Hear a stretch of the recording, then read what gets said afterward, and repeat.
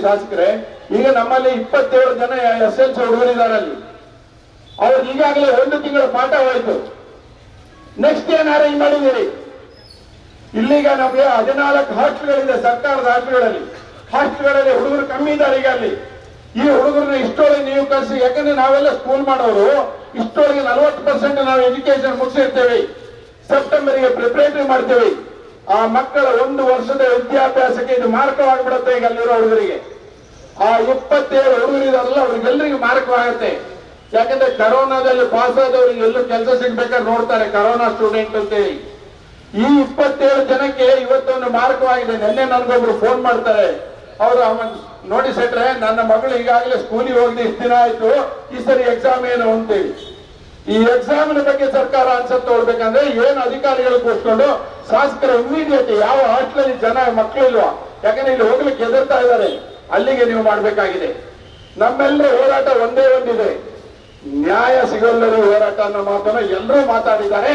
JDS ಪಕ್ಷ ಮತ್ತು BJP ನಮ್ಮ ನಾಯಕರು ಇಲ್ಲೇ ಇದ್ದಾರೆ. ನಾವು ಒಟ್ಟಾಗಿ ನ್ಯಾಯಕ್ಕಾಗಿ ಹೋರಾಟ ಮಾಡ್ತಿದ್ದೀವಿ. ಯಾರು ಹೇಳಿದ್ರು ರಾಜಕೀಯ ಇಲ್ಲ ಅಂತೇಳಿ, ಎಲ್ಲರೂ ನಿಂತವರೆಲ್ಲರೂ ಒಂದಲ್ಲ ಒಂದು ರಾಜಕೀಯದ ಅಂಗಪಂಶವಾಗಿರ್ತೇವೆ, ನಾವು ಬಂದಿರ್ತೇವೆ. ಅದನ್ನೆಲ್ಲ ನಾವು ಸುಮ್ಮನೆ ಡಾಂಬಾಚಾರಕ್ಕೆ ನಾನು ಮಾತಾಡ್ತಾ ಇಲ್ಲ.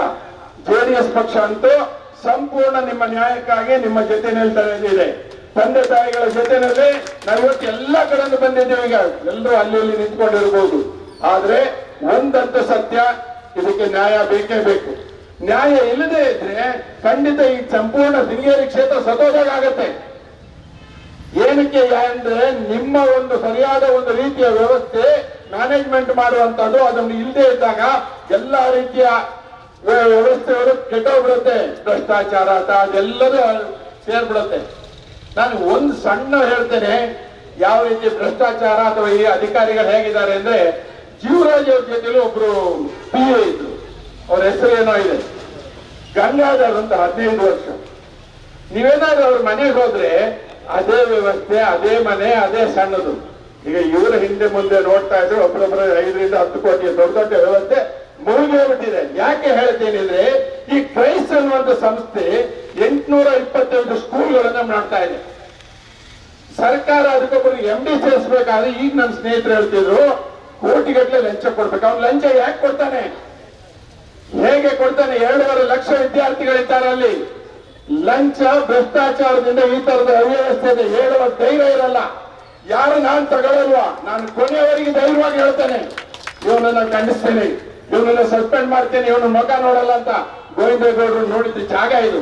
ಗೋವಿಂದೇಗೌಡರು ಬಂತು ಅಂದ್ರೆ ಎಲ್ಲ ಆಫೀಸ್ ಸೋಮವಾರ ಹೇಳ್ತಿತ್ತಂತೆ, ರಿಂಗ್ ಆದ್ಮೇಲೆ ಗೋವಿಂದೇಗೌಡರು ಫೋನ್ ಅಂತೇಳಿ. ಯಾಕೆಂದ್ರೆ ಅವರು ನೇರವಾಗಿ ಬಹಳ ದಕ್ಷವಾಗಿ ಸ್ವಚ್ಛವಾಗಿದ್ರು. ಅದನ್ನ ನಾವೆಲ್ಲರೂ ಮಾಡಬೇಕಾಗತ್ತೆ. ಬಂಧುಗಳೇ, ಈ ಹೋರಾಟನ ಏನಾದ್ರೂ ನಾವು ಮರೆತು ಬಿಟ್ರೆ ನಾವಂತೂ ಮೊದಲು ಬಿಡಿ ಸಾಧ್ಯ ಇಲ್ಲ. ನಿಮ್ಗೆ ಗೊತ್ತೇ ಇದೆ, ನಾನು ಮೊದಲನೇ ದಿವಸ 7:30 ಗಂಟೆಗೆ ಅದ್ರ ಮೇಲೆ ಪ್ರತಿಭಟನೆ ಹೇಳಿದ್ದೇನೆ.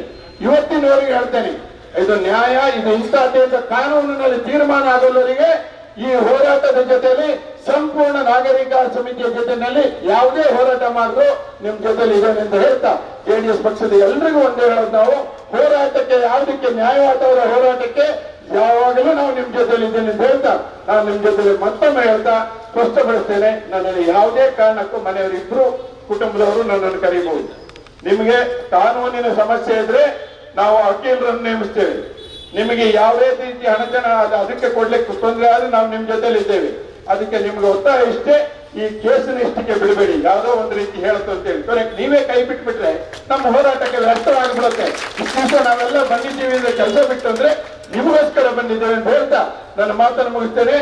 ನಾನು ಕೊನೆಯದಾಗಿ ಎಲ್ರಿಗೂ ಹೇಳ್ತೇನೆ, ನಾವೆಲ್ಲರೂ ಒಂದೇ ಒಂದು ಇದರಿಂದ ನಮ್ಮ ಈ ಹೋರಾಟಕ್ಕೆ ಬೆಂಬಲ ಕೊಡ್ಬೇಕಂದ್ರೆ ಧಿಕ್ಕಾರ ಧಿಕ್ಕಾರ, ಈ ಆಡಳಿತ ವ್ಯವಸ್ಥೆಗೆ ಧಿಕ್ಕಾರ ಅಂತ ಹೇಳ್ಬೇಕು. ಧಿಕ್ಕಾರ ಧಿಕ್ಕಾರ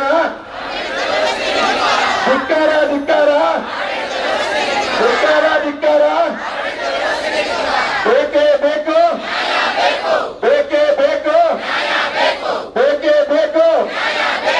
ಈ ರೀತಿಯ ಇನ್ನಷ್ಟು ವಿಡಿಯೋಗಳು ನಿಮಗೆ ಸಿಗಬೇಕೇ? ಹಾಗಾದ್ರೆ ಈಗಲೇ ನ್ಯೂಸ್ ಮಲ್ನಾಡ್ ಚಾನೆಲ್ನ ಸಬ್ಸ್ಕ್ರೈಬ್ ಆಗಿ, ಕೆಳಗಿರೋ ಸಬ್ಸ್ಕ್ರೈಬ್ ಬಟನ್ ಮೇಲೆ ಕ್ಲಿಕ್ ಮಾಡಿ ಉಚಿತವಾಗಿ ಸಬ್ಸ್ಕ್ರೈಬ್ ಆಗಿ. ನಿಮ್ಮ ಒಂದೊಂದು ಸಬ್ಸ್ಕ್ರೈಬ್ ಕೂಡ ನಮಗೆ ಬೆಂಬಲ ಸ್ಫೂರ್ತಿ.